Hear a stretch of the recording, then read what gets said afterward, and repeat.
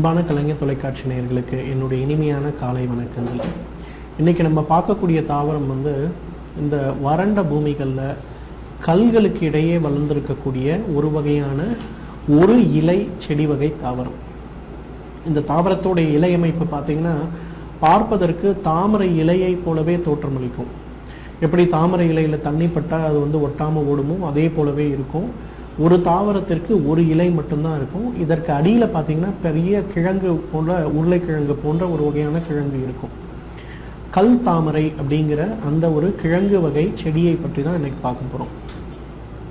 இந்த கல் தாமரையை பொறுத்தவரையிலும் இன்றைக்கு நம்ம மலேரியா சம்பந்தப்பட்ட ஆராய்ச்சியில் மிகப்பெரிய அளவில் ஒரு முன்னேற்றம் காண இந்த கல் தாமரை நமக்கு உதவி இருக்கிறதுன்னு சொல்லலாம்.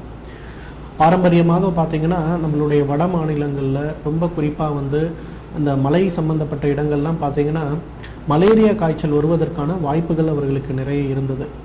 இருந்தாலும் பார்த்தீங்கன்னா அங்கே இருக்க பழங்குடியினவர்களுக்கு ஒரு பழக்கம் என்னன்னு கேட்டிங்கன்னா, இந்த கல் தாமரை காய்க்கின்ற காலத்தில் அவங்க அதை எடுத்துகிட்டு பதப்படுத்தி அதை டீத்தூள் போல் அரைச்சி வச்சுக்கிறாங்க.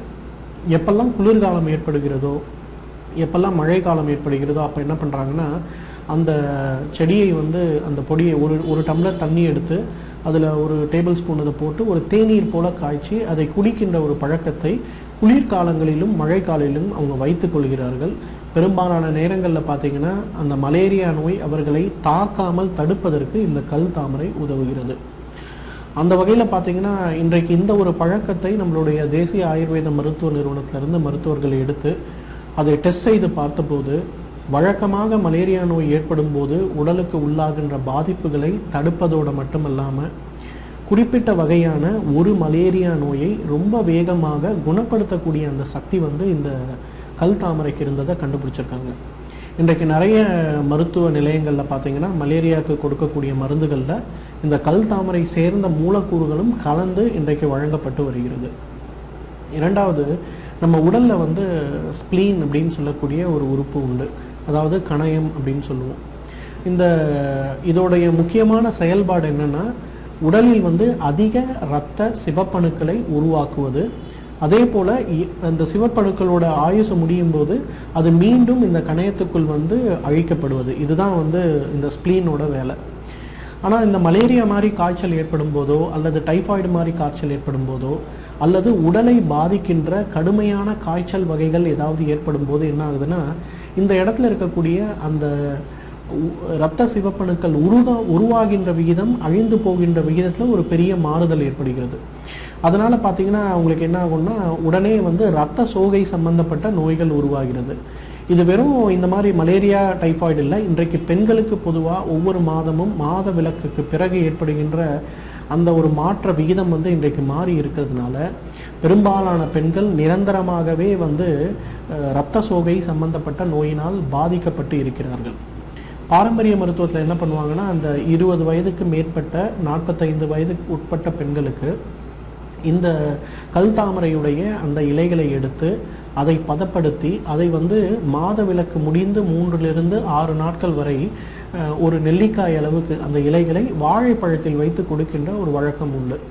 இதை தொடர்ந்து சாப்பிடும்போது என்ன ஆகுதுன்னா, அவர்களுக்கு இயற்கையான முறையிலேயே அந்த ஸ்ப்ளீனில் இருக்கக்கூடிய அந்த இரத்த சிவப்பணு உருவாகின்ற அந்த காரணிகள் ரொம்ப அதிகப்படுத்துறதுனால இயற்கையான முறையிலேயே இரத்த சோகை சரியாகுது. அதே நேரத்தில் அவர்களுக்கு மீண்டும் அடுத்த மாதம் மாத விலக்கு ஏற்படும் போது கூட உடலில் பொதுவாக ஏற்படுகின்ற பலவீன விகிதம் இல்லாமல் இருந்தது.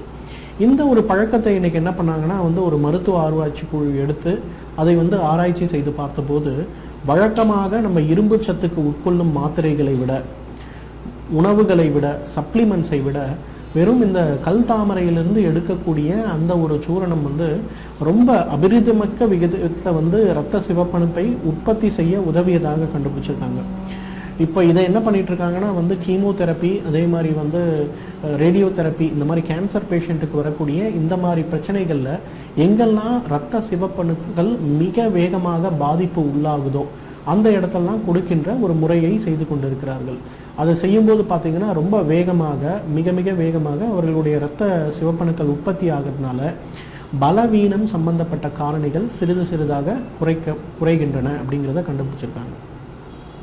அதே போல் இன்றைக்கு அந்த பிரசவத்துக்கு பிறகு பெரும்பாலான பெண்களுக்கு இன்றைக்கு வேலைக்கு போகக்கூடிய உடல் நலம் அதிகமாக பேணி காக்க முடியாத பெண்களுக்கு ஏற்படுகின்ற பிரச்சனை என்னென்னா தாய்ப்பால் சுரப்பு ரொம்ப வேகமாக குறைவது. இன்றைக்கு நிறைய வேலைக்கு போகக்கூடிய பெண்களுடைய தாய்மார்கள் கவலைப்படுகின்ற ஒரு விஷயம் என்னென்னா, ஐயோ தாய்ப்பால் சுரக்கவே இல்லை அப்படிங்கிறது தான். அதற்கு நிறைய மருந்துகள், ஹார்மோனல் இன்ஜெக்ஷன் கொடுத்தா கூட சில நேரங்களில் அது மிகப்பெரிய அளவில் பலன் அளிப்பதே கிடையாது. அந்த வகையில் பார்த்திங்கன்னா, இந்த கல் தாமரையிலிருந்து எடுக்கக்கூடிய அந்த கிழங்கு, அதை தினமும் 10 கிராம் அளவுக்கு ஒரு டம்ளர் பாலில் இட்டு 5 நிமிடம் காய்ச்சி அதை வடிகட்டி காலை ஒரு வேளை மட்டும் உணவுக்கு முன்பு குடிக்கின்ற ஒரு வழக்கத்தை வைத்து கொண்டாலே ரொம்ப வேகமாக அவர்களுடைய உணவில் இருக்கக்கூடிய அந்த ஊட்டச்சத்துக்கள் உடலில் உறிஞ்சப்படுவதோடு மட்டுமல்லாமல் இயற்கையான முறையிலேயே அந்த பால் சுரப்புக்கு சம்பந்தப்பட்ட காரணிகள் அதை தூண்டுறதுனால இயற்கையான ஆரோக்கியமான பால் சுரப்புக்கு அது உதவிகரமாக இருக்கிறது அப்படிங்கிறது பாரம்பரியமாக உபயோகப்படுத்தப்பட்டு வருகின்ற ஒரு விஷயம்.